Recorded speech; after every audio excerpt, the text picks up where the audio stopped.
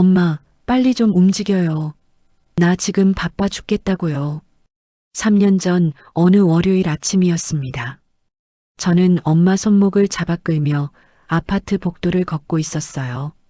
뒤에서 이웃 아주머니가 어머, 저 딸 좀 봐라 하는 소리가 들렸지만 신경 쓸 여유가 없었습니다. 그날 오전 10시에 중요한 계약이 있었거든요. 강남역 근처 상가 건물 매매, 계약금만 10억짜리였습니다. 제 수수료 8천만 원이었어요. 8천만 원이면 제 월급 8개월치였습니다. 그 돈이면 낡은 소나타를 벤츠로 바꿀 수 있었어요. 친구들한테 자랑할 수 있었고요. 그런데 엄마가 또 사고를 쳤어요. 새벽 5시쯤이었을 겁니다. 엄마한테서 전화가 왔어요. 목소리가 떨리고 있었습니다. 은혜야, 엄마가 집을 못 찾겠어. 30년을 산 집인데 어디가 우리 집인지. 심장이 쿵 내려앉았어요. 이틀 전에도 똑같은 일이 있었습니다. 엄마가 동네 슈퍼에 갔다가 집을 못 찾아서 경찰서까지 갔었죠. 그때 경찰한테 전화 와서 제가 새벽 2시에 데리러 갔었어요. 그런데 이틀 만에 또요. 급히 옷을 입고 마포구 엄마 아파트로 달려갔습니다. 아침 7시 도로는 이미 꽉 막혀 있었어요. 차 안에서 핸들을 두드리며 욕이 나왔습니다. 아, 진짜. 왜 하필 오늘이야. 엄마 아파트에 도착했을 때는 8시였어요. 경비 아저씨가 저를 보자마자 난처한 표정을 지으셨습니다. 따님, 어머님이 아까부터 계속 알아요. 죄송해요. 4층부터 14층까지 계단으로 올라가며 찾았어요. 엘리베이터는 너무 느렸거든요. 12층 복도에서 엄마를 발견했습니다. 양손에 열쇠 뭉치를 들고 1201호 문에 열쇠를 꽂고 계셨어요. 열쇠가 안 맞으니까 억지로 돌리시는 겁니다. 엄마가 놀라서 돌아보셨어요. 하지만 제 얼굴을 한참 들여다보시더니 물으셨습니다. 누구세요? 그 한마디에 다리에 힘이 쭉 빠졌어요. 엄마, 나야, 은혜. 엄마 딸. 은혜? 은혜가 누구지? 엄마 눈빛이 완전히 텅 비어 있었어요. 제 얼굴을 보고도 모르시는 겁니다. 자세히 보니 엄마 상태가 말이 아니었어요. 머리는 사나흘은 안 감은 것처럼 기름기로 떡져 있었고 스웨터를 뒤집어 입고 계셨습니다. 안쪽에 있어야 할 봉제줄이 다 밖으로 나와 있었어요. 바지도 거꾸로 입으셨는지 지퍼가 뒤에 있었고요. 양말은 짝짝이었습니다. 왼쪽은 검정색 양말, 오른쪽은 분홍색 양말. 그리고 냄새가 났어요. 소변 냄새였습니다. 옆집 문이 열리더니 40대로 보이는 아주머니가 나오셨어요. 어머, 이 할머니가 아까부터 우리 집 문 열쇠로 열려고 하시는데 가족분이세요? 죄송합니다. 제 엄마예요. 요즘 매일 이러시던데 혹시 치매 아니세요? 병원 한번 모시고 가보세요. 그 말을 듣는 순간 귓가가 웅웅거렸어요. 치매. 설마 우리 엄마가? 엄마, 여기 계세요. 내가 집 문 열어줄게요. 14층으로 데려가서 1402호 문을 열었어요. 엄마가 멍하니 집안을 들여다보시더니 물으셨습니다. 여기가 우리 집이야? 네, 엄마. 30년 동안 사신 집이에요. 그래, 나는 처음 보는 것 같은데. 가슴이 먹먹했어요. 하지만 시계를 보니 8시 40분. 계약 장소까지 가려면 지금 당장 출발해야 했습니다. 엄마, 오늘은 내가 정말 바빠서요. 나중에 다시 올게요. 일단 좀 쉬세요. 은혜야. 엄마가 무서워. 같이 있어줘. 엄마가 제 옷자락을 잡았어요. 손이 바들바들 떨리고 있었습니다. 하지만 저는 그 손을 뿌리쳤어요. 엄마, 나 진짜 급해요. 저녁에 올게요. 뒤도 안 돌아보고 나왔습니다. 문을 쾅 닫는 소리가 복도에 울렸어요. 엘리베이터를 타고 내려오는데 거울에 제 얼굴이 비쳤습니다. 화장이 번져 있었어요. 눈물 때문이었어요. 화장실에 들러서 물로 얼굴을 씻었습니다. 그리고 거울을 보며 스스로한테 말했어요. 괜찮아. 엄마는 괜찮을 거야. 그냥 피곤해서 그런 거야. 치매는 아니야. 하지만 제 목소리가 떨리고 있었어요. 일부 마이너스 진단. 계약은 무사히 끝났어요. 8천만 원이 통장에 들어왔습니다. 그날 저녁 친구들이랑 강남에서 저녁을 먹었어요. 한 사람당 15만 원짜리 코스 요리였습니다. 은혜야, 오늘 계약 성사됐다며? 축하해. 고마워. 와인 한 병 더 시킬까? 오케이. 오늘은 은혜가 쏜다. 왁자지껄 떠들며 웃었어요. 돈 걱정 없이 먹고 마시는 게 행복했습니다. 핸드폰이 울렸어요. 엄마였습니다. 친구들이 떠드는 소리가 너무 시끄러워서 전화를 받지 않았어요. 나중에 전화하면 되니까요. 10분 뒤에 또 전화가 왔습니다. 또 엄마. 무시했어요. 15분 뒤에 또 전화. 또 엄마. 짜증이 났어요. 화장실로 가서 전화를 받았습니다. 엄마, 왜 이렇게 전화를 많이 해요? 은혜야. 불이 났어. 연기가 나. 뭐? 불. 소리를 지르자 화장실에 있던 사람들이 다 쳐다봤어요. 엄마, 지금 어디세요? 집에 있는데. 부엌에서 연기가. 엄마, 밖으로 나가세요. 현관문 열고 복도로 나가요. 문이 어딨지? 엄마, 정신 차리세요. 현관으로 나가라고요. 전화가 끊겼어요. 다시 걸었지만 받지 않으셨습니다. 119에 전화를 걸었어요. 손이 떨려서 번호를 잘못 눌렀습니다. 두 번째에 겨우 연결됐어요. 화재 신고합니다. 마포구 도화동. 주소를 말하는 제 목소리가 갈라지고 있었어요. 식당으로 돌아가서 가방을 챙겼습니다. 은혜야, 어디가? 미안, 급한 일이 생겼어. 먼저 갈게. 택시를 잡아 타고 엄마 아파트로 달려갔어요. 기사님한테 빨리 가달라고 부탁했더니 과속으로 달려주셨습니다. 30분 걸리는 거리를 20분 만에 도착했어요. 아파트 앞에는 이미 소방차 2대가 와 있었습니다. 소방관들이 분주하게 움직이고 있었어요. 엄마, 14층으로 뛰어 올라갔습니다. 숨이 턱까지 차올랐지만 멈추지 않았어요. 1402호 문은 열려 있었어요. 안에서 연기가 솔솔 나오고 있었습니다. 엄마, 거실로 뛰어들어갔어요. 엄마는 소파에 앉아 계셨습니다. 멍하니 텔레비전을 보고 계셨어요. 부엌에서는 연기가 자욱하게 피어오르고 있었는데도 가만히 앉아 계신 겁니다. 엄마, 괜찮으세요? 은혜야, 언제 왔어? 엄마, 불났다고 전화하셨잖아요. 불? 언제? 소방관 아저씨가 부엌으로 달려가서 가스레인지 불을 껐어요. 냄비가 시커멓게 타서 바닥에 달라붙어 있었습니다. 어머님 라면 끓이시다가 잊으신 거예요. 조금만 더 늦었으면 큰일 날 뻔했어요. 소방관 아저씨가 창문을 활짝 열어서 연기를 내보냈어요. 엄마는 계속 텔레비전을 보고 계셨습니다. 방금 무슨 일이 있었는지도 모르시는 것 같았어요. 소방관들이 돌아가고 저는 엄마 옆에 앉았습니다. 엄마 라면 끓이신 거 기억나세요? 라면? 내가 라면을 끓였어? 네. 그러다가 불이 날 뻔했어요. 아, 그래. 미안해. 엄마가 무심하게 대답하시는데 가슴이 철렁 내려앉았어요. 이건 아니었습니다. 엄마가 이상했어요. 뭔가 심각하게 잘못되고 있었어요.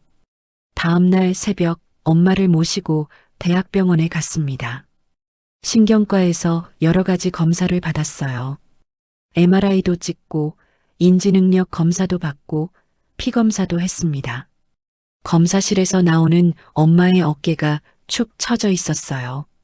은혜야, 엄마가 이상한 거지? 아니에요, 엄마. 그냥 확인차 검사하는 거예요. 거짓말이었어요. 일주일 뒤 검사 결과가 나왔습니다. 의사 선생님이 CT 사진을 모니터에 띄우셨어요. 뇌 사진이 보였습니다. 여기 이 부분 보이시죠? 해마 부분이 상당히 위축되어 있습니다. 그리고 여기 이 하얀 부분들, 이게 뇌의 노화를 보여주는 건데요. 의사 선생님 손가락이 화면을 가리켰지만 제 눈에는 아무것도 안 들어왔어요. 진단은 알츠하이머 초기입니다. 아마 2년 전부터 시작됐을 거예요. 치료는 되나요? 제 목소리가 떨렸어요. 진행을 늦출 수는 있습니다. 하지만 근본적인 치료는 어렵습니다. 약을 드시면서 꾸준히 인지 활동을 해야 하고 무엇보다 중요한 건 의사 선생님이 저를 똑바로 쳐다보셨어요. 보호자가 24시간 곁에 계셔야 합니다. 혼자 두시면 안 돼요. 오늘처럼 불을 내실 수도 있고 밖에 나갔다가 길을 잃을 수도 있습니다. 최악의 경우 사고가 날 수 있어요. 24시간. 그 말이 귓가에서 맴돌았어요. 진료실을 나와 복도 벤치에 앉았습니다. 엄마는 매점에 가셨어요. 아이스크림 사오신다고. 저는 고개를 떨어뜨리고 두 손으로 얼굴을 감쌌어요. 24시간 엄마를 돌봐야 한다. 그럼 제 일은요? 저는 부동산 중개업을 하고 있었어요. 한 달에 20일은 현장에 나가야 했고 주말에도 일했습니다. 고객이 보고 싶다고 하면 새벽이든 밤이든 달려가야 했어요. 만약 일을 그만두면 월 1,000만 원 수입이 사라지는 겁니다. 아파트 대출 이자 200만 원은 어떻게 내죠? 차 할부금 150만 원은요? 각종 카드값에 생활비까지 하면 한 달에 최소 500만 원은 필요했어요. 은혜야, 아이스크림. 엄마가 아이스크림 2개를 들고 오셨어요. 활짝 웃고 계셨습니다. 엄마가 좋아하는 거 사왔어. 이거 메로나지? 메로나가 아니라 붕어 싸만코였어요. 고마워요, 엄마. 아이스크림을 받아들었어요. 차가운 비닐 포장이 손바닥을 얼렸습니다. 엄마는 옆에 앉아서 아이스크림을 드시기 시작했어요. 행복한 얼굴이었습니다. 저는 엄마 옆모습을 바라봤어요. 주름이 깊게 파인 얼굴, 허리가 굽어서 작아 보이는 어깨, 핏줄이 튀어나온 손등. 언제 이렇게 늙으셨지? 문득 어렸을 때 생각이 났어요. 제가 초등학교 3학년 때였나? 학교에서 왕따를 당해서 매일 울고 집에 왔었어요. 그때 엄마가 품에 안아주시면서 말씀하셨죠. 괜찮아, 은혜야. 엄마가 있잖아. 엄마가 지켜줄게. 그 말이 얼마나 든든했는지. 그때 엄마한테 약속했었어요. 엄마, 내가 커서 돈 많이 벌어서 엄마 호강시켜 드릴 거야. 그런데 지금 저는 뭘 하고 있나요? 엄마가 아프신데 일 때문에 못 돌본다고 변명하고 있는 거잖아요. 아이스크림이 손에서 녹아내렸어요. 달콤한 게 손가락 사이로 흘러내렸지만 닦을 생각도 안 났습니다. 그날 밤 집에 돌아와서 남편한테 말했어요. 여보, 우리 엄마 치매래. 알츠하이머 초기. 남편 태수는 소파에 앉아서 태블릿으로 뉴스를 보고 있었어요. 고개도 들지 않고 대답했습니다. 그래서 내가 돌봐야 할 것 같아. 그제야 고개를 들더니 안경을 벗었어요. 돌본다고? 여기서? 응, 안 돼. 여기는 좁아. 방도 하나뿐인데 어떻게 3명이 살아? 그럼 어떻게? 요양원 알아봐야지. 전문가들이 돌보는 게 엄마한테도 좋아. 요양원? 그 말에 가슴이 철렁 내려앉았어요. 당신이 일 그만두고 엄마 돌볼 거야? 그럼 우리 어떻게 살아? 대출금은? 그래도 엄마인데 요양원이 답이야. 돈 문제는 걱정 마. 내가 도와줄게. 남편은 다시 태블릿을 들여다봤어요. 대화는 거기서 끝났습니다. 그날 밤 잠이 오지 않았어요. 천장을 바라보며 생각했습니다. 엄마를 요양원에 보낸다? 아니야, 그럴 순 없어. 하지만 다른 방법이 있나요? 일을 그만두면 당장 다음 달부터 대출 이자를 못 내요. 집을 팔아야 할지도 몰라요. 그럼 전 어디서 살죠? 머릿속이 복잡했어요. 결국 잠을 못 자고 아침을 맞았습니다. 눈 밑에 다크서클이 생겼어요. 회사에 출근해서 동료한테 물어봤어요. 언니, 혹시 괜찮은 요양원 아는 데 있어요? 왜? 어머님이? 응. 치매 진단 받았어. 어머, 안 됐다. 그런데 말이야, 요양원도 등급이 있어.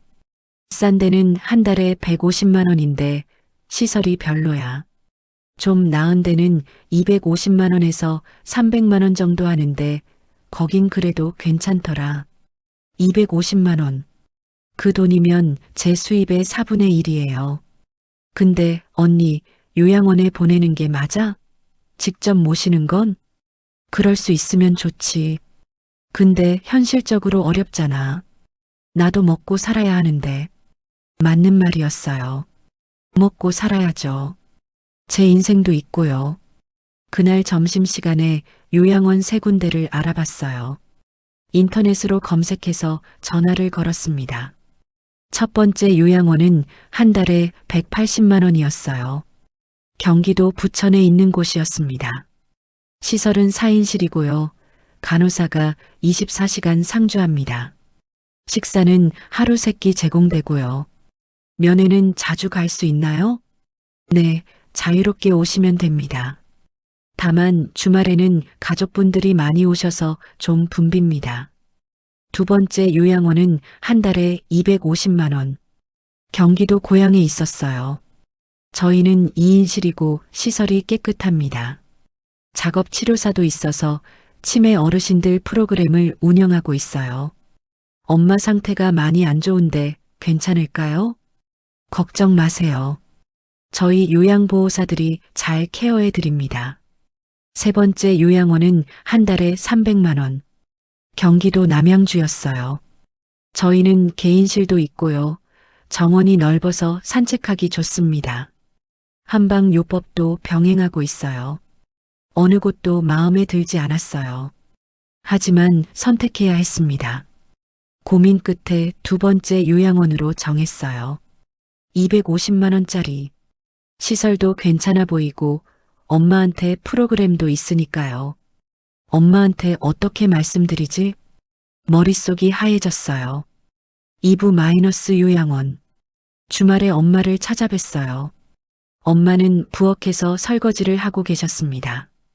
그런데 설거지가 아니라 그냥 물에 그릇을 담갔다 뺐다 하고 계셨어요. 엄마, 뭐 하세요? 설거지. 그릇이 너무 더러워서. 그릇은 깨끗했어요. 아침에 씻어둔 건데 또 씻고 계신 거였습니다. 엄마, 그만하세요. 내가 할게요. 엄마 손에서 그릇을 받아냈어요. 엄마 손이 물에 불어서 쭈글쭈글해져 있었습니다. 거실로 모시고 가서 나란히 앉았어요. 엄마, 할 얘기가 있어. 뭔데? 엄마가 요즘 많이 힘드시잖아. 혼자 계시기도 어렵고. 괜찮아. 엄마 혼자서도 잘 살아. 아니에요, 엄마. 이틀 전에도 불날 뻔했잖아요. 엄마 혼자 두면 위험해요. 그럼 은혜가 같이 살까? 엄마가 환하게 웃으시며 제 손을 잡았어요. 같이 살자, 은혜야. 엄마가 밥 해줄게. 엄마 김치찌개 내가 제일 좋아하잖아. 가슴이 미어졌어요. 엄마. 응? 왜? 엄마를 좋은 곳으로 보내려고 해. 좋은 곳? 어디? 요양원이야. 거기는 선생님들이 24시간 돌봐주시고 엄마 같은 분들 많이 계셔서 외롭지도 않아. 엄마 얼굴에서 미소가 사라졌어요. 요양원? 응. 시설도 좋고 프로그램도 있고. 은혜야. 엄마가 제 손을 꽉 잡았어요. 힘이 없는 손이었지만 떨리고 있었습니다. 엄마가 너한테 짐이 되는 거니? 그 말에 숨이 막혔어요. 아니야, 엄마. 그게 아니라 솔직하게 말해줘. 엄마가 부담스럽지? 엄마, 괜찮아. 엄마 알아. 내가 바쁜 거 엄마가 다 알아. 눈물이 났어요. 미안해, 엄마. 내가 못나서. 아니야. 은혜 잘못 아니야. 엄마가 제 머리를 쓰다듬어 주셨어요. 엄마가 아파서 미안해. 엄마가 건강했으면 너 걱정 안 끼쳤을 텐데. 엄마, 그런 말씀하지 마세요. 그래, 알았어. 요양원 갈게. 내가 편한 게 제일 중요해. 엄마가 웃으셨어요. 하지만 그 웃음이 너무 슬퍼 보였어요. 일주일 뒤 엄마를 요양원에 모셨습니다. 경기도 고양시 3층짜리 건물이었어요. 입구에는 사랑요양원이라고 써 있었습니다. 2층 207호가 엄마 방이었어요. 2인실이라고 했는데 이미 할머니 한 분이 계셨습니다. 어머님, 여기가 방이세요. 요양보호사 선생님이 친절하게 안내해 주셨어요. 방은 생각보다 좁았습니다. 침대 2개, 작은 옷장 2개, 그게 전부였어요. 창문은 있었지만 밖에 뭐가 보이는 것도 아니고 다른 건물 벽만 보였습니다. 엄마, 여기 침대예요. 여기서 주무시는 거야. 엄마를 침대에 앉혔어요. 엄마는 방을 둘러보시더니 아무 말씀도 안 하셨습니다. 짐을 풀기 시작했어요. 옷가지 몇 벌, 속옷, 세면도구, 수건, 그리고 엄마가 꼭 챙기라고 하신 낡은 가방 하나. 이게 뭐예요, 엄마? 그냥 엄마 물건이야. 그거 꼭 챙겨줘. 가방이 묵직했어요. 뭐가 들었길래 이렇게 무겁지? 열어보려다가 그냥 옷장에 넣었어요. 나중에 봐도 되니까. 짐을 다 정리하고 나니 할 일이 없었어요. 엄마, 나 이제 갈게. 다음 주에 올게. 벌써? 응. 일이 있어서. 사실 일은 없었어요. 그냥 여기 있기가 너무 괴로웠어요. 그래, 알았어. 조심히 가. 엄마가 손을 흔들어 주셨어요. 문을 닫고 나오는데 뒤에서 엄마 목소리가 들렸어요. 작게, 아주 작게. 은혜야. 엄마 사랑해. 발이 멈췄어요. 돌아가야 하나? 고개를 돌렸지만 결국 다시 앞을 보고 걸었습니다. 엘리베이터에 타고 1층으로 내려왔어요. 로비를 지나 건물 밖으로 나왔습니다. 주차장에서 차 안에 앉았어요. 시동을 걸었지만 출발하지 못했어요. 핸들에 이마를 대고 한참을 그렇게 있었습니다. 울음이 나왔어요. 미안해. 엄마, 미안해. 하지만 차를 돌리지는 않았어요. 그냥 집으로 향했습니다. 3부 마이너스 연락이 끊어진 1년. 처음 한 달은 일주일에 한 번씩 면회를 갔어요. 토요일 오후에 요양원에 가서 엄마랑 한두 시간 이야기하고 돌아왔습니다. 엄마는 점점 저를 못 알아보셨어요. 첫 주에는 은혜야 왔구나 하셨는데 둘째 주에는 누구지? 하셨고 셋째 주에는 저를 보고도 아무 말씀이 없으셨어요. 넷째 주에 갔을 때는 절 보고 물으셨습니다. 언니세요? 제게 언니는 없어요. 아니에요, 엄마. 나 은혜야. 엄마 딸. 은혜? 은혜가 누구지? 가슴이 무너졌어요. 두 번째 달부터는 2주에 한 번으로 줄었습니다. 사무실 일이 바빴거든요. 강남의 대형 상가 건물 매물이 나와서 매일 밤 11시까지 일했어요. 계약만 따내면 수수료가 억 단위였습니다. 주말에도 고객 미팅이 있었어요. 면회 갈 시간이 없었습니다. 다음 주에 가지 뭐. 이번 계약만 끝내면 가야지. 핑계였어요. 사실은 요양원 가는 게 싫었던 겁니다. 엄마가 저를 못 알아보는 게 너무 괴로웠어요. 그리고 요양원 냄새가 싫었습니다. 소독약 냄새, 노인 냄새, 약 냄새가 섞인 그 냄새가요. 무엇보다 제가 나쁜 딸이라는 걸 자각하는 게 싫었어요. 세 번째 달에는 한 달에 한 번이 됐고, 넷째 달부터는 두 달에 한 번, 세 달에 한 번으로 줄었습니다. 요양원에서 가끔 연락이 왔어요. 보호자님, 어머님이 계속 딸 찾으신다고 난리세요. 한번 들러주실 수 있으세요? 아, 죄송해요. 이번 주는 진짜 바빠서요. 다음 주에 갈게요. 다음 주는 오지 않았습니다. 보호자님, 어머님이 식사를 거의 안 하십니다. 우울증 증세가 보여요. 약은 드리고 계시죠? 약만으로는 안 돼요. 가족이 자주 와서 얼굴을 보여드려야 해요. 네, 알겠습니다. 시간 내서 갈게요. 전화를 끊고 한숨을 쉬었어요. 귀찮았습니다. 솔직히 말하면요. 그 무렵 저는 승승장구하고 있었어요.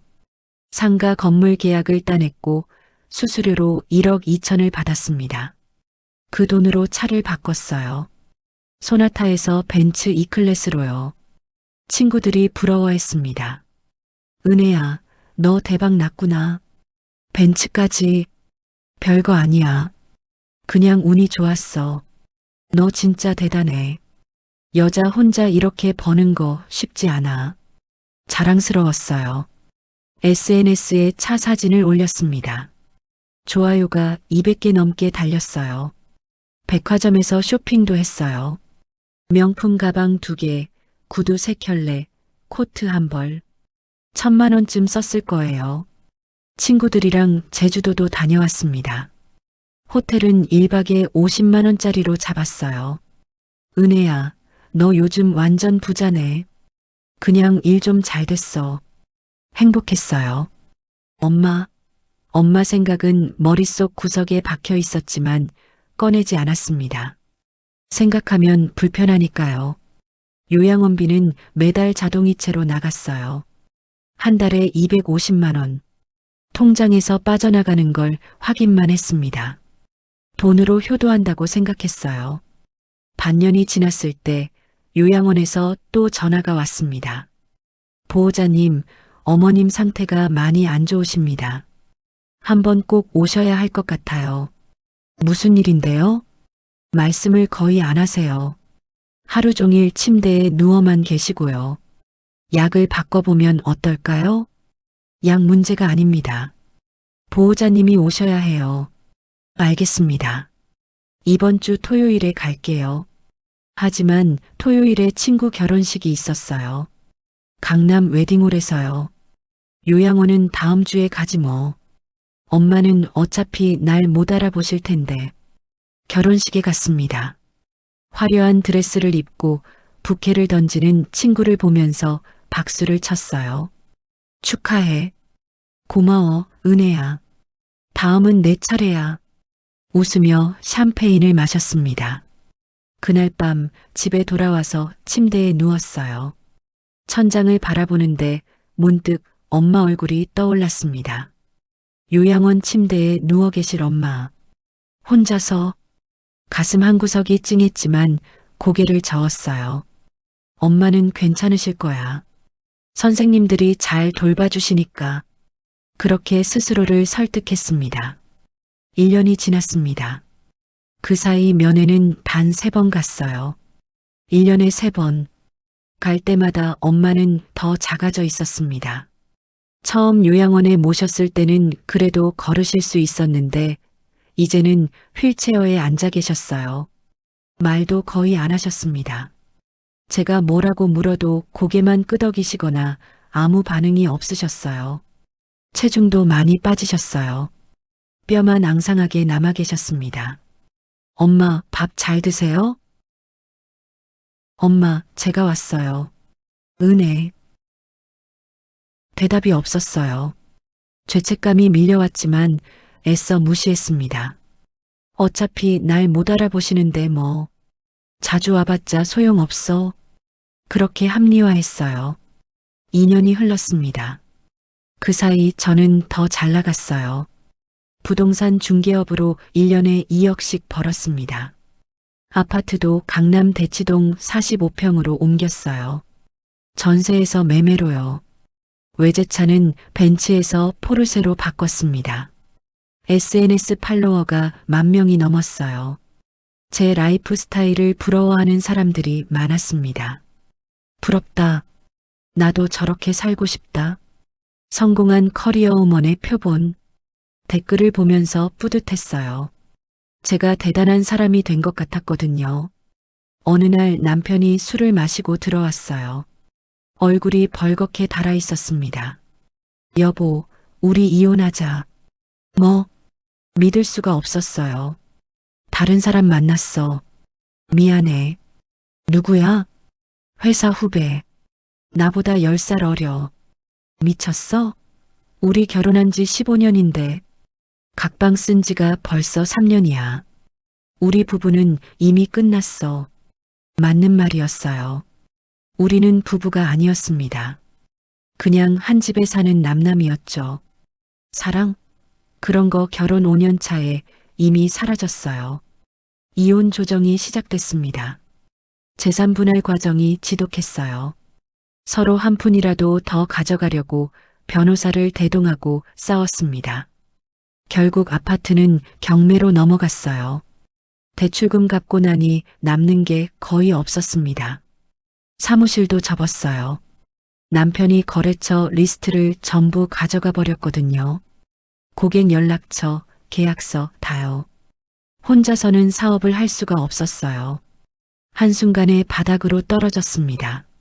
45평 아파트에서 20평 빌라로, 빌라에서 10평 원룸으로 이사했어요. 포르쉐도 팔았고 명품 가방도 전부 중고로 넘겼습니다. 통장 잔고는 바닥을 보이기 시작했어요. 친구들한테 전화를 걸었지만 아무도 받지 않았습니다. 잘 나갈 때는 연락하던 사람들이 망하니까 연락을 끊어버리더군요. 은혜 파산했다더라. 가까이 하지 마. 돈 빌려달라고 할 거야. 뒤에서 수군대는 소리가 들렸어요. 3년 전 부러워하던 사람들이 이제는 피하고 있었습니다. 그때 요양원에서 연락이 왔습니다. 보호자님, 요양비가 석 달째 밀려 있습니다. 이번 달까지 안 들어오면 어머님을 퇴소시켜야 합니다. 죄송합니다. 조금만 기다려주세요. 더는 못 기다립니다. 일주일 드릴 테니 어머님 모시러 오세요. 전화를 끊고 바닥에 주저앉았어요. 돈이 없었습니다. 통장에 80만 원이 전부였어요. 다음 달 월세 60만 원 내면 20만 원밖에 안 남아요. 요양비 750만 원은 어디서 구하죠? 카드 대출도 이미 한도가 꽉 찼어요. 더 빌릴 곳도 없었습니다. 일주일 뒤 엄마를 모시러 갔습니다. 엄마는 휠체어에 앉아 계셨어요. 2년 전보다 훨씬 더 작아 보였습니다. 거의 뼈만 남으신 것 같았어요. 머리는 새하얗게 새었고 얼굴에는 주름이 계곡처럼 파여 있었습니다. 엄마 나야. 은혜. 엄마가 저를 올려다봤어요. 눈빛이 텅 비어 있었습니다. 초점이 없었어요. 집에 가요, 엄마. 집? 우리 집이 어딨어요? 있어요, 엄마. 우리 집. 거짓말이었어요. 집이 없었거든요. 10평 원룸에 엄마를 모실 수도 없었고 그렇다고 길거리에 모실 수도 없었습니다. 어떡하죠? 한참을 멍하니 서 있다가 문득 떠올랐습니다. 충청도 시골에 엄마가 젊었을 때 살던 집이 있었어요. 돌아가신 외할머니 집인데 20년째 비어 있었습니다. 거기밖에 없었어요. 사부 마이너스 시골 빈집. 요양원에서 엄마 짐을 챙겼어요. 옷가지 몇 벌, 세면도구, 그리고 처음 요양원 왔을 때 엄마가 꼭 챙기라고 하셨던 낡은 가방. 가방이 여전히 옷장 구석에 있었어요. 2년 동안 한 번도 열어보지 않은 가방. 나중에 봐야지. 택시를 불렀습니다. 서울역까지요. 서울역에서 기차를 타고 천안까지 갔어요. 천안에서 버스로 갈아타고 버스에서 또 내려서 마을버스를 탔습니다. 5시간이 걸렸어요. 엄마는 휠체어에 앉아 내내 창밖만 보고 계셨습니다. 한마디도 안 하셨어요. 마을버스에서 내리니 논밭뿐이었어요. 포장도 안 된 흙길을 30분쯤 걸어 들어갔습니다. 휠체어를 밀면서요. 땀이 등줄기를 타고 흘렀어요. 5월인데도 날씨가 더웠습니다. 마침내 낡은 기와집이 보였어요. 대문은 녹슬어서 열리지도 않았습니다. 손으로 억지로 밀어서 겨우 열었어요. 마당에는 잡초가 허리까지 자라 있었고 장독대는 깨져서 항아리 파편이 여기저기 흩어져 있었어요. 방문을 열었습니다. 꽉팍내가 확 올라왔어요. 숨이 막혔습니다. 방바닥은 축축했고 벽지는 찢어져 있었어요. 천장에는 거미줄이 처마처럼 늘어져 있었습니다. 엄마, 여기서 좀만 계세요. 내가 뭐라도 해결할게. 엄마를 휠체어에서 방바닥으로 옮겼어요. 엄마는 아무 말씀 없이 창밖만 바라보고 계셨습니다. 짐을 풀었어요. 옷가지를 벽 옆에 쌓아두고 세면도구는 부엌에 놓았습니다. 그리고 낡은 가방. 이제 열어봐야겠다 싶었어요. 가방 지퍼를 열었습니다. 안에 옷가지 몇 벌이 들어 있었어요. 그리고 그 밑에 낡은 수첩 한 권. 수첩 표지에는 흰 펜으로 글씨가 써 있었어요. 요리노트, 요리노트. 별 생각 없이 펼쳤습니다. 첫 페이지. 또박또박 쓰인 글씨가 눈에 들어왔어요. 은혜가 좋아하는 미역국 마이너스 미역 50지, 소고기 100지, 참기름 2스푼, 국간장 1스푼, 다진 마늘 1스푼. 레시피였어요. 두 번째 페이지. 은혜가 좋아하는 김치찌개 마이너스 묵은지, 반포기, 돼지고기 200지, 두부 한 모. 세 번째 페이지. 은혜 생일날 만들어준 미역국 마이너스 2023년 4월 15일. 은혜가 세 그릇이나 먹었다. 한 장 한 장 넘겼어요. 은혜가 아플 때 만들어준 닭죽 마이너스 2022년 8월 3일. 은혜가 시험 끝나고 먹고 싶다던 떡볶이 마이너스 2021년 11월. 은혜가 입사 축하받으러 가서 먹은 삼겹살 마이너스 2019년 3월. 수첩에는 제가 좋아하는 음식, 제가 싫어하는 음식, 제 생일날 차려드린 음식, 제가 아플 때 해주신 음식이 빼곡하게 적혀 있었습니다. 40년치였어요. 제가 태어난 1984년부터 2024년까지 엄마가 평생 적어오신 노트였습니다. 마지막 페이지에 이렇게 써 있었어요. 은혜야, 엄마가 요리를 까먹을까봐 적어놨어. 나중에 치매 걸리면 이거 보면서 너 밥 해줄게. 엄마 요리 잊지 마.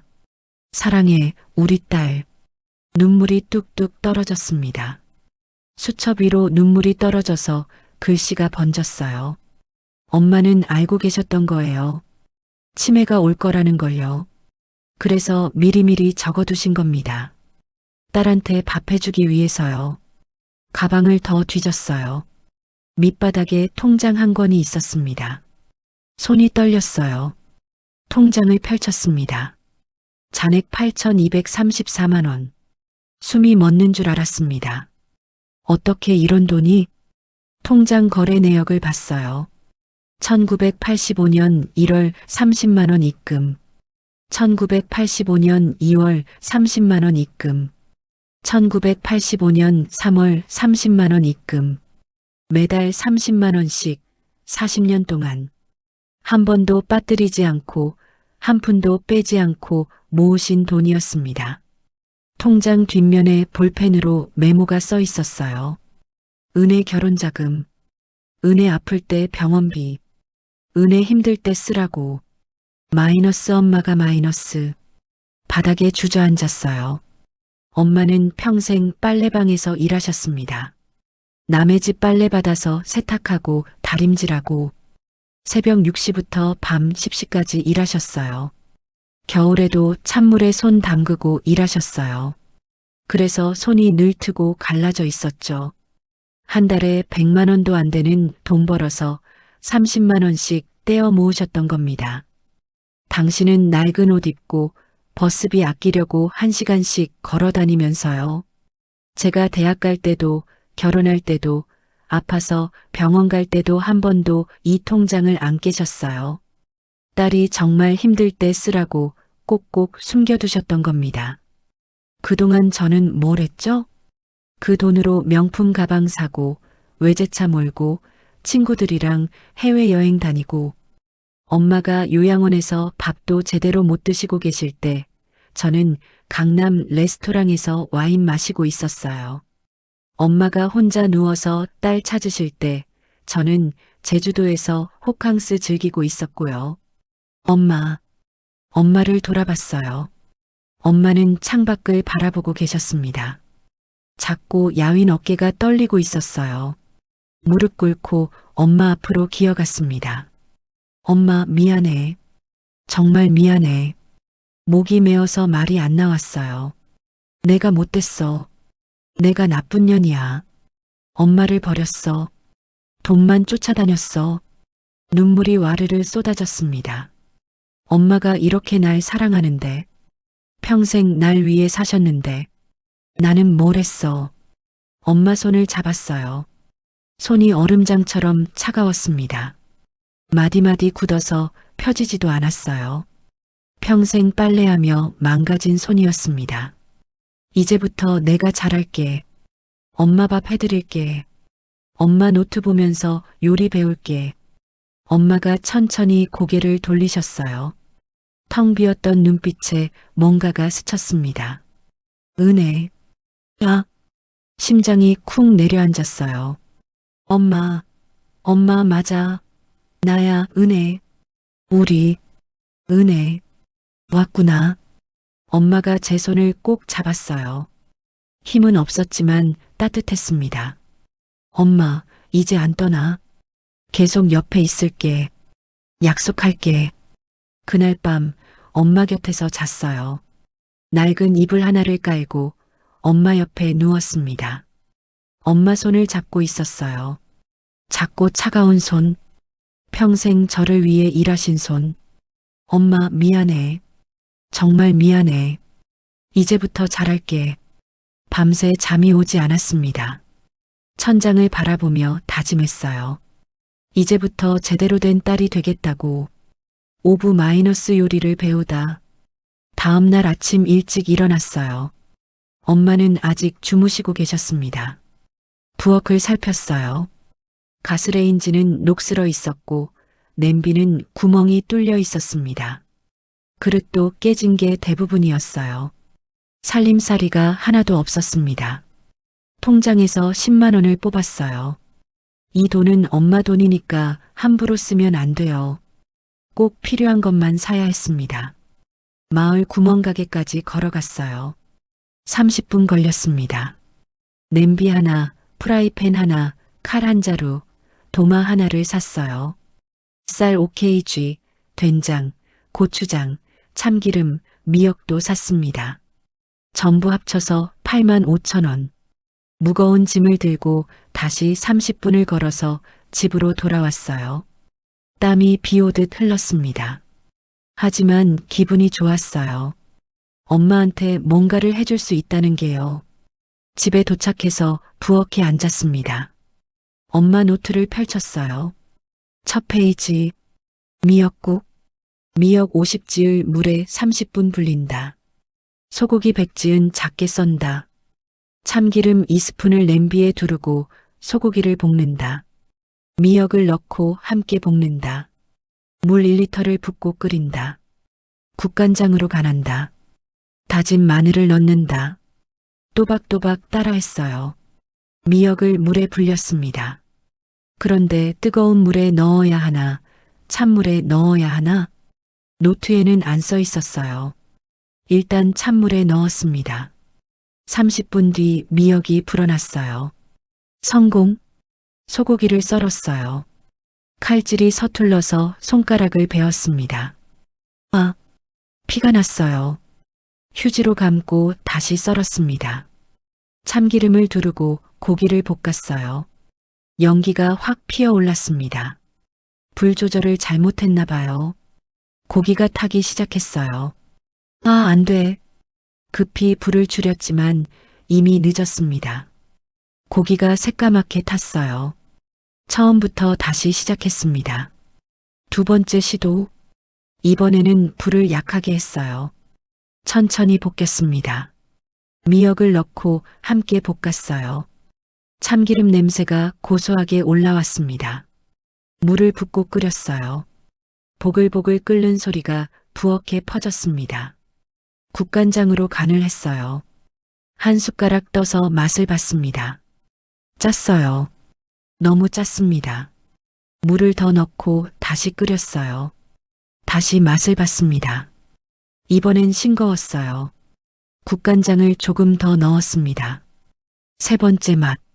오, 적당했어요. 그릇에 담았습니다. 떨리는 손으로 엄마한테 가져갔어요. 엄마, 일어나세요. 아침 먹어야죠. 엄마를 일으켜서 벽에 기대 앉혔어요. 내가 만든 거예요, 엄마. 엄마 노트 보고 만들었어. 그릇을 엄마 앞에 놓고 숟가락을 들였어요.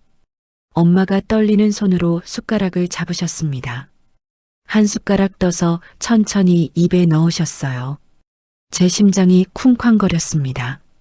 엄마가 씹으시더니 눈을 감으셨어요. 그러더니 눈물이 볼을 타고 흘렀습니다. 맛 있다. 그 한마디에 온몸에 전율이 흘렀어요. 정말요, 엄마? 응, 맛있어. 태어나서 처음으로 누군가를 위해 요리를 만들었습니다.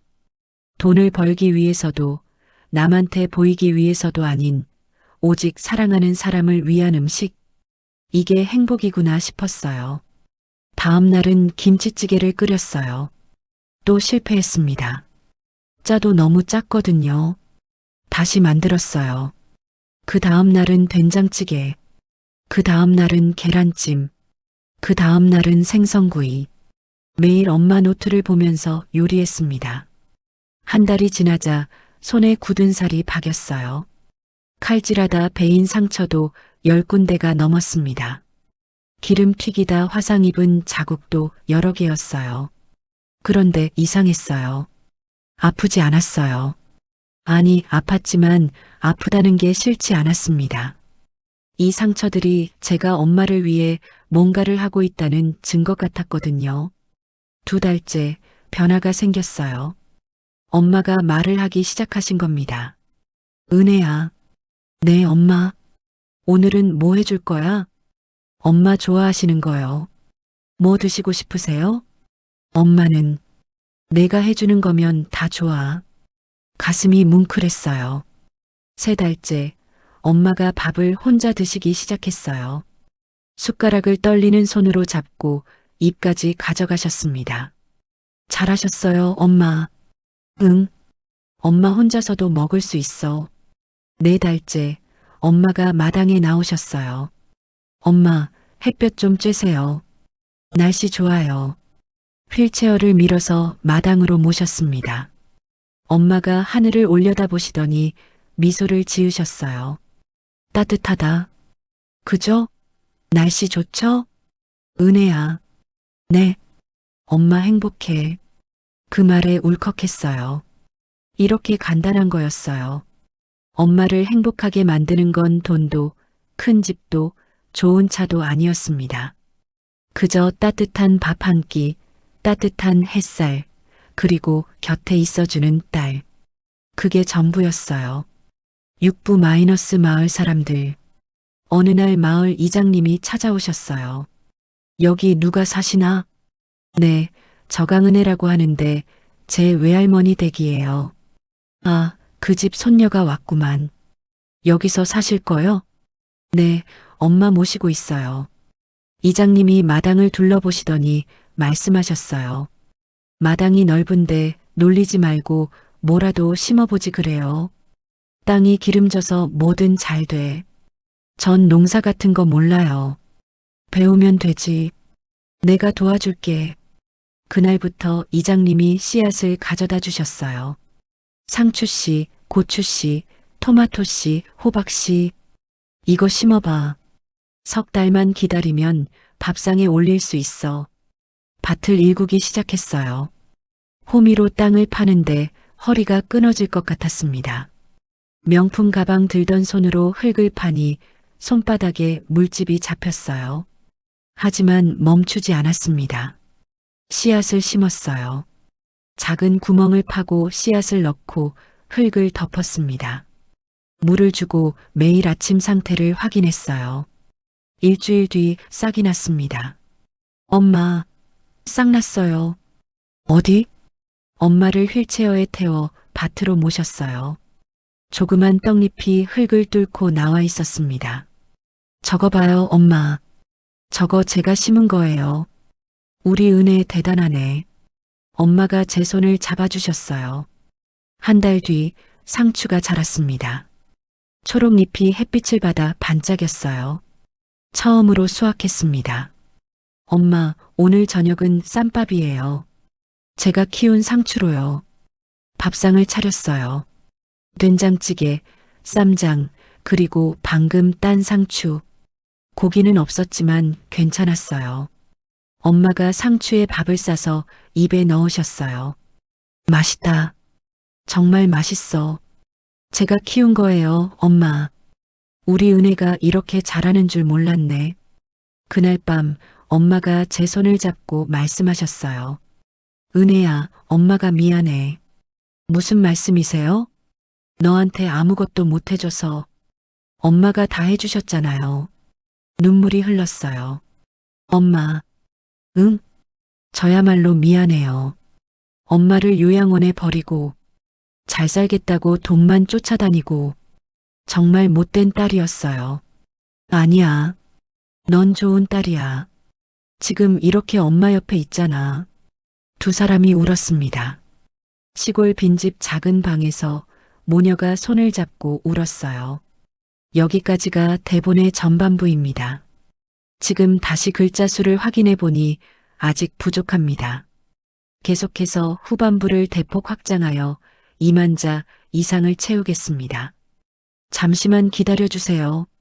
7부 마이너스 요리교실의 시작. 6개월이 지났을 때였어요. 마을 아주머니 한 분이 찾아오셨습니다. 은혜 씨 소문 들었어요. 요리를 엄청 잘한다며? 아니에요. 그냥 엄마 노트 보면서 배운 거예요. 그래도 맛이 기가 막힌다던데? 이장님이 은혜 씨네 집에서 밥 얻어먹었다고 자랑하시더라고요. 나도 좀 배우고 싶은데 가르쳐 줄 수 있어요?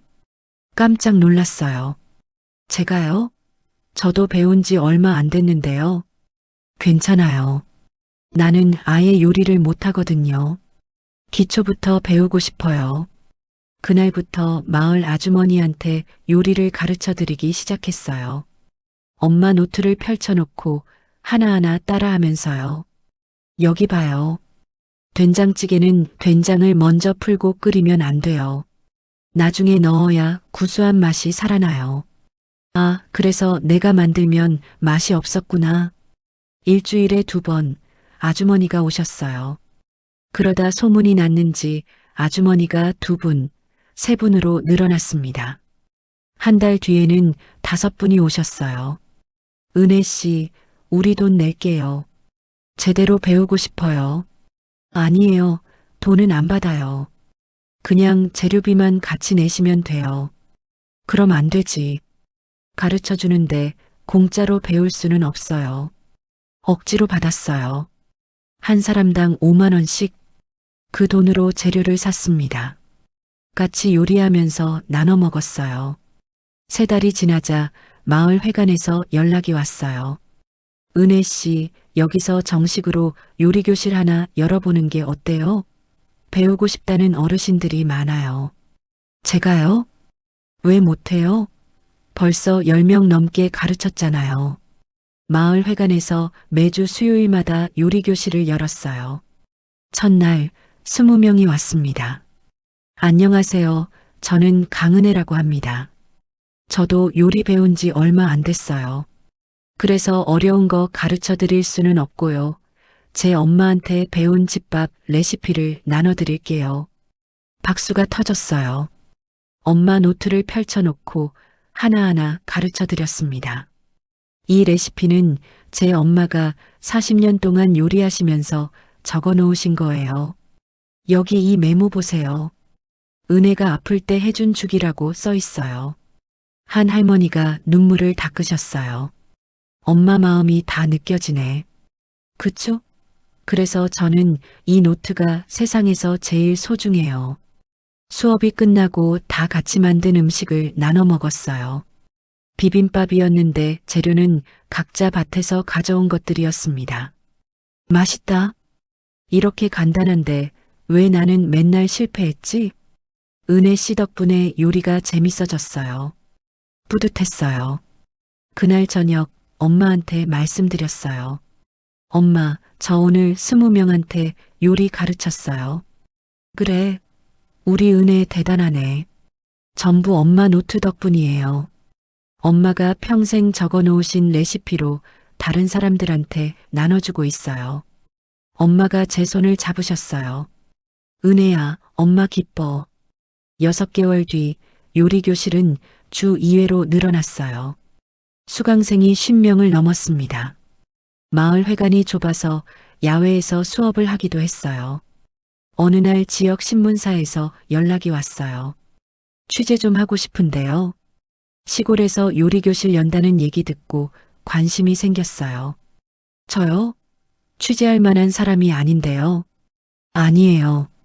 엄마 레시피로 마을 어르신들 가르친다는 게 너무 좋은 이야기잖아요. 기자가 찾아왔습니다. 사진도 찍고 인터뷰도 했어요. 어떻게 요리를 시작하게 되셨어요? 엄마 때문이에요. 엄마가 치매에 걸려서 제가 돌봐드려야 했는데 그때 엄마가 평생 적어 놓으신 요리 노트를 발견했어요. 그 노트가 인생을 바꿨군요. 네. 전 서울에서 돈만 쫓아다녔어요.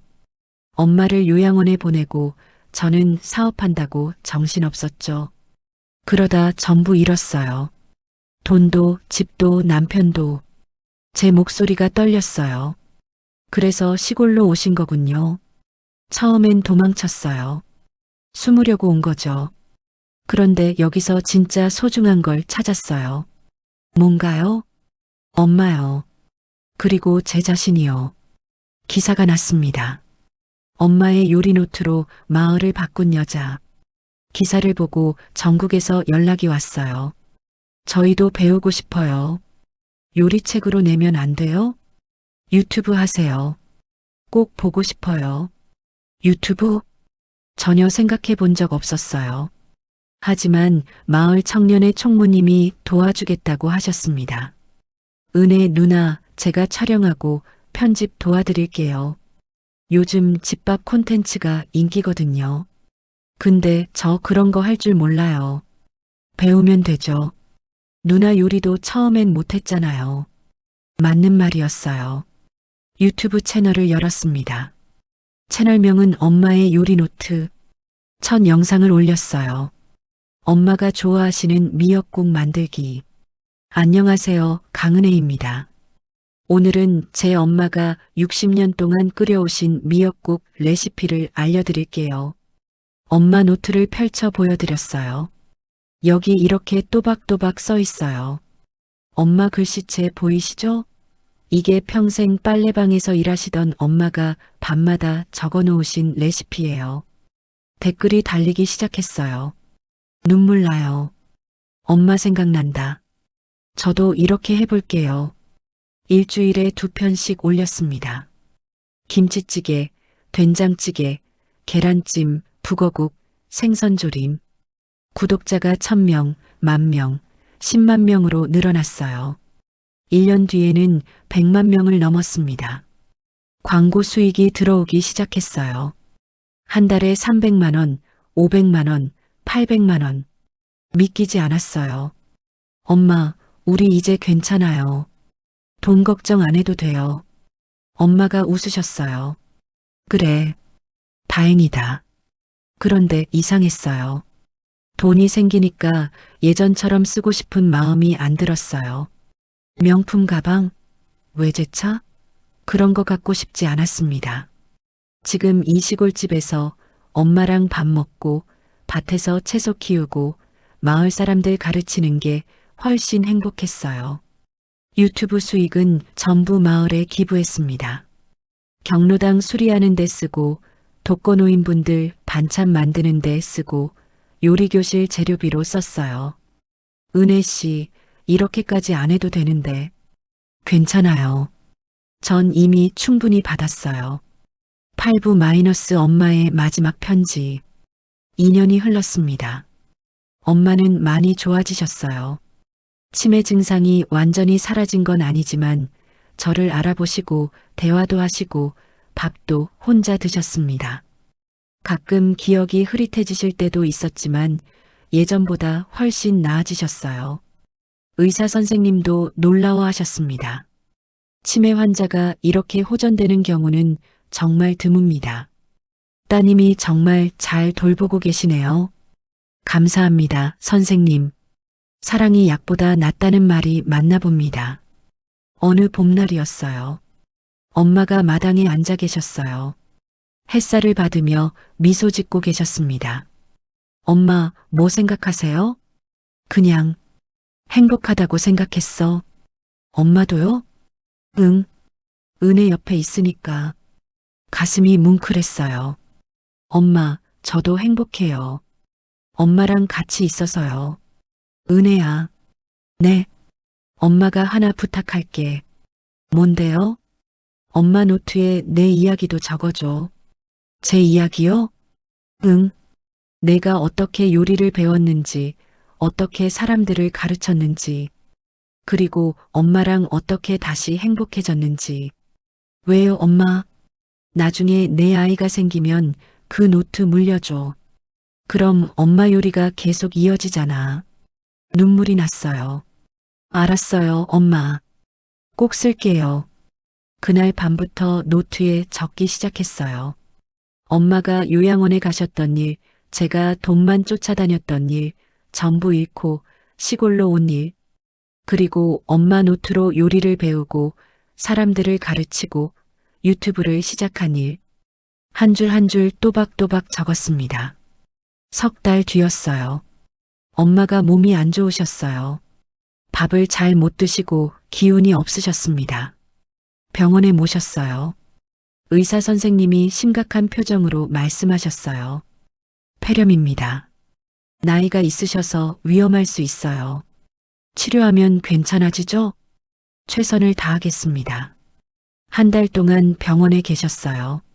저는 매일 병원에 가서 엄마 곁에 있었습니다. 손을 잡고 요리 이야기를 해드렸어요. 엄마, 오늘 유튜브에 엄마 잡채 레시피 올렸어요. 댓글이 벌써 1000개 넘게 달렸어요. 다들 엄마한테 감사하대요. 엄마가 희미하게 웃으셨어요. 그래, 다행이다. 엄마 괜찮아지면 같이 라이브 방송해요.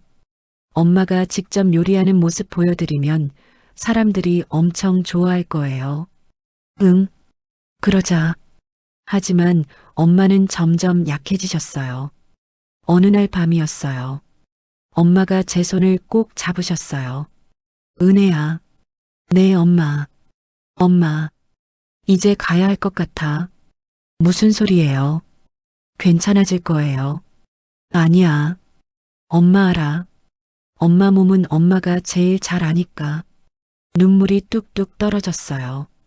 엄마 가지 마세요. 제가 잘할게요.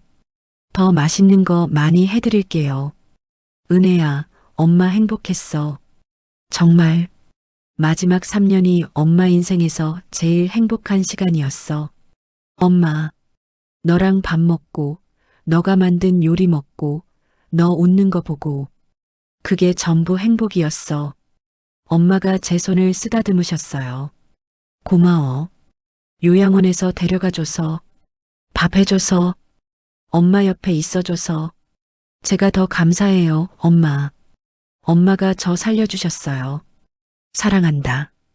우리 딸, 저도 사랑해요, 엄마. 정말 많이. 다음 날 새벽, 엄마는 조용히 눈을 감으셨어요. 제 손을 꼭 잡은 채로요. 세상이 무너졌습니다. 구부 마이너스 이어지는 요리. 장례를 치렀어요. 장지는 시골집 뒷산으로 정했습니다. 엄마가 좋아하시던 곳이었거든요. 장례식에 마을 사람들이 전부 오셨어요. 요리교실 수강생들도 유튜브를 보시던 분들도 먼 곳에서 찾아오셨습니다. 엄마님 덕분에 요리 배웠어요. 엄마님 레시피로 우리 가족이 행복해졌어요. 고마웠습니다. 한 분 한 분이 인사하시는 걸 들으면서 깨달았어요. 엄마는 가셨지만 엄마의 요리는 남아있다는 걸요. 장례 후에 집으로 돌아왔어요. 텅 빈 집이었습니다. 엄마 방에는 엄마 체온이 아직 남아있는 것 같았어요. 책상 위에 봉투 하나가 놓여 있었습니다. 은혜에게라고 써 있었어요. 떨리는 손으로 열었습니다. 편지였어요. 은혜야, 엄마 편지 읽고 있구나. 엄마가 떠나서 슬프지? 엄마도 은혜 두고 가는 게 제일 슬퍼. 그런데 은혜야, 울지 마. 엄마는 행복했어. 마지막 3년이 엄마 인생에서 제일 행복한 시간이었어. 너랑 밥 먹고, 너가 만든 요리 먹고, 너 웃는 거 보고. 그게 전부 행복이었어. 은혜야, 엄마가 너한테 못 해준 게 너무 많아. 예쁜 옷도 못 사주고, 좋은 집에서 못 살게 하고. 그래도 엄마는 평생 너를 사랑했어. 너를 낳던 날, 처음 학교 보내던 날, 결혼식 날. 그 모든 순간 엄마는 행복했어. 그리고 마지막 3년. 내가 엄마 옆에 있어줘서, 밥 해줘서, 손잡아줘서.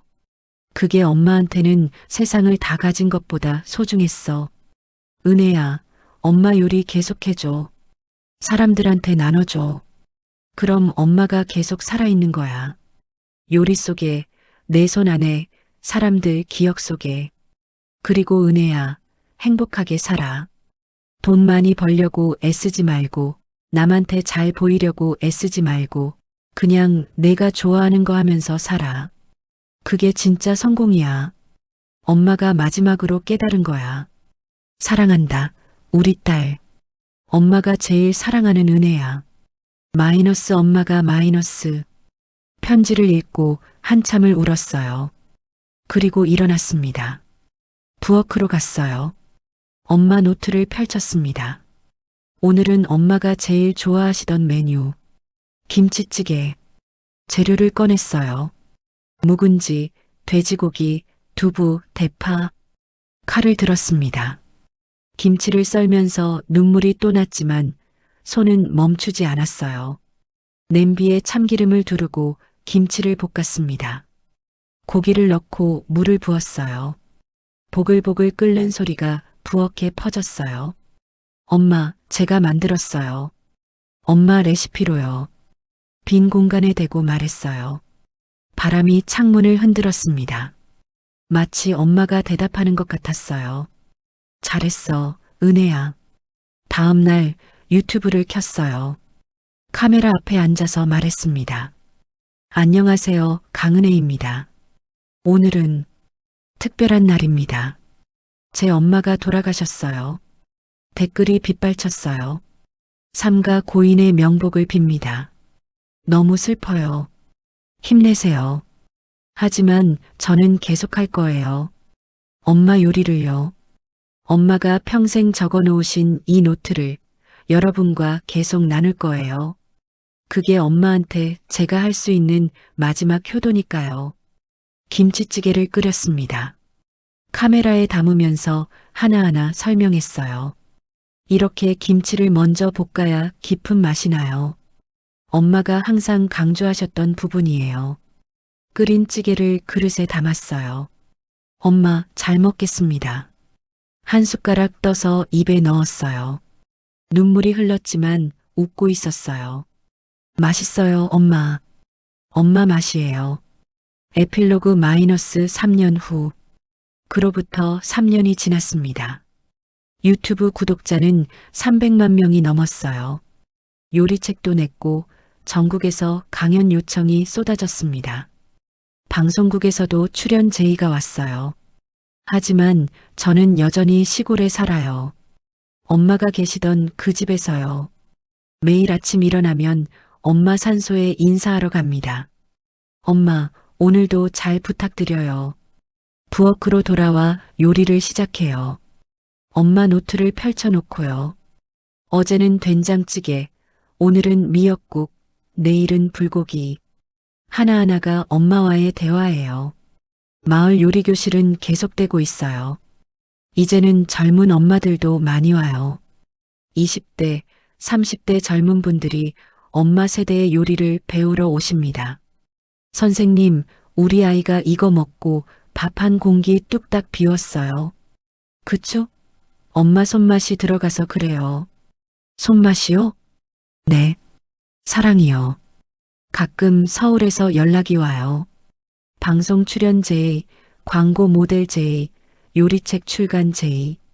정중히 거절합니다. 죄송해요. 전 여기서 계속 요리하고 싶어요. 여기가 제 자리예요. 돈은 많지 않아요. 예전처럼 명품 가방 살 만큼은 안 돼요. 하지만 행복해요. 아침에 밭에서 따온 상추로 쌈을 싸먹고 저녁에는 마을 사람들과 막걸리 한잔하고 밤에는 엄마 노트에 오늘 배운 걸 적어요. 이게 제 인생이에요. 60년을 살면서 가장 행복한 삶이에요. 어제 꿈을 꿨어요. 엄마가 나오셨어요. 요양원 침대가 아니라 우리 집 부엌에 서 계셨습니다. 은혜야, 밥 먹어라. 엄마, 제가 할게요. 아니야, 오늘은 엄마가 할게. 엄마가 김치찌개를 끓이셨어요. 냄새가 정말 좋았어요. 엄마, 이거 언제 배우셨어요? 너한테 배웠지. 엄마가 웃으셨어요. 그 웃음이 너무 따뜻했어요. 꿈에서 깨어나 베개가 젖어 있었어요. 울면서 잤나 봐요. 하지만 기분은 좋았습니다. 엄마를 만났으니까요. 부엌으로 가서 엄마 노트를 펼쳤어요. 오늘은 엄마가 꿈에서 끓여주셨던 김치찌개를 만들 거예요. 냄비를 꺼내고 재료를 준비했습니다. 창밖으로 햇살이 비쳐 들어와요. 따뜻한 봄날입니다. 엄마가 좋아하시던 날씨예요. 엄마, 오늘 날씨 좋죠? 혼잣말을 하며 요리를 시작합니다. 김치를 볶는 소리, 물이 끓는 소리. 그 소리 속에서 엄마 목소리가 들리는 것 같아요. 잘하고 있어, 은혜야. 엄마가 자랑스러워. 사랑해, 우리 딸. 마무리. 여러분, 오늘 사연 어떠셨나요? 저는 엄마를 잃고 나서야 엄마가 얼마나 소중한 분인지 알았어요. 60년을 살면서 가장 후회되는 게 엄마를 요양원에 보냈던 2년이에요. 그 2년 동안 얼마나 많은 시간을 낭비했는지 몰라요. 하지만 마지막 3년은 제 인생 최고의 시간이었습니다. 엄마 곁에서 엄마 손잡고 엄마 밥 해드리면서 보낸 시간. 그게 제일 행복했어요. 여러분, 부모님이 살아계시면 후회하지 마세요. 지금 당장 전화하세요. 밥 먹었냐고, 건강하냐고 물어보세요. 그리고 시간 되면 찾아뵙고 같이 밥 드세요. 그게 효도예요. 비싼 선물도 용돈 많이 드리는 것도 좋지만 그냥 곁에 있어주는 게 제일 큰 선물이에요. 손 한번 잡아드리고 같이 웃고 같이 밥 먹는 거요. 제가 너무 늦게 깨달았던 것처럼 여러분은 후회하지 마세요. 부모님 안 계실 때 아무리 울어도 소용없어요. 지금이에요. 지금 이 순간이요. 오늘 사연이 마음에 닿았다면 구독과 좋아요 부탁드립니다. 그리고 댓글로 여러분의 부모님 이야기도 들려주세요. 저도 하나하나 다 읽겠습니다. 오늘도 영상 봐주셔서 감사합니다. 여러분 부모님 건강하시길, 그리고 여러분도 건강하시길 기도하겠습니다. 다음 영상에서 또 만나요. 여러분의 오늘을 응원합니다. 강은혜였습니다. 감사합니다.